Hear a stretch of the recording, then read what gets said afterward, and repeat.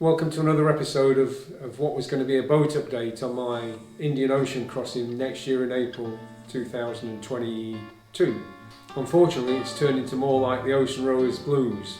The original plan was to row with Libby in 2018-19 to row the Atlantic together, which we did. Had a great time doing that, and that was really to see if I still had the fire in my belly to do any more big solo adventures. And I came back really quite excited about attempting the Indian Ocean, trying to get all the way from Australia to the east coast of Africa. Not been achieved in a single solo crossing as yet, so quite an exciting prospect. The plan would have been to do this in April 2020. Obviously the pandemic from March, April that year, everything was locked down. Since then, borders have got much more difficult to cross. Things are opening up a bit in the UK, but still a lot of countries, including Australia, which are out of bounds. We'll come to that in a little while. So, did the Atlantic with Libby, 2018-19. We moved back to the UK in March last year in 2020, and the intention then was to buy a little turnkey business, which we had our hearts set on. The pandemic kind of put pay to that. So to add to all our other woes, not that we have that many compared to a lot of people, we've had no income for 2.5 years. That makes everything just a little bit tighter on family finances. This is really about me trying to make a decision about whether it's viable to make the attempt to cross the Indian. 3 big problems initially. 2 of them to do with shipping. The first one is the cost of shipping. Normally $3,000–4,000 for a container. At the moment, $15,000 to $20,000 for a container, and that's each way. So if I do a trip, I've got to ship the boat to Australia. If I make all the way to Africa, I've then got to ship the boat back from Africa back to the UK. So you're looking at $30,000–40,000, where it would have been $7,000–8,000– $9,000, I guess. In pre-pandemic times. Add on to that even if we ship the boat, there's no guarantee that it'll get there on time.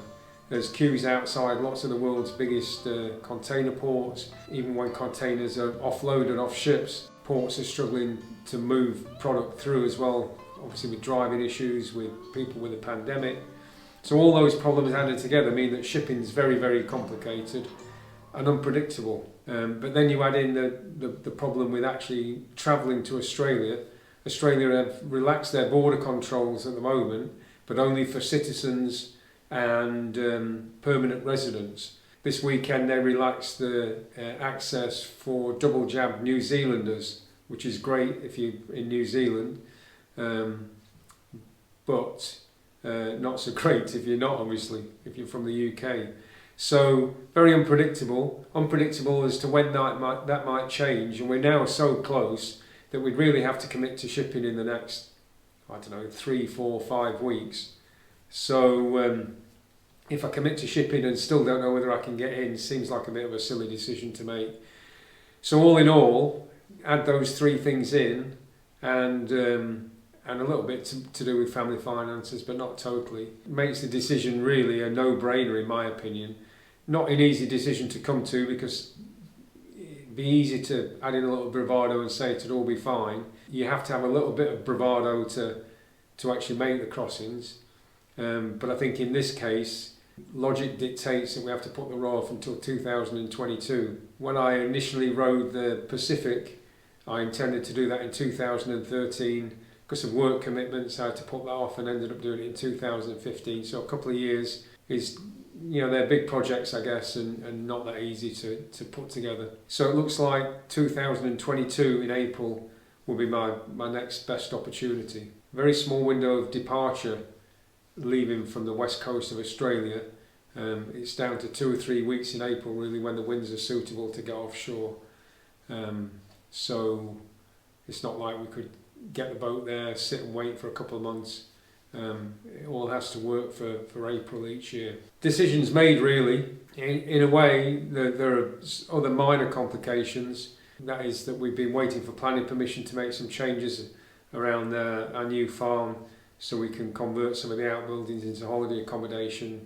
We've now got 93 ewes on the farm, which will produce 160 or so lambs in the spring, and so there's plenty to do around the place. It'll give me a little bit more time to work on the boat, time to bed the farm in, give Cheryl and I time to get this holiday accommodation thing up and running, hopefully, so it's not too onerous to do on our own, and we get another year under our belt on the property and get everything working properly. So there are some upsides, but as far as rowing goes, it's all bad news really. But there you go, a lot more bigger problems in the world for everybody to worry about.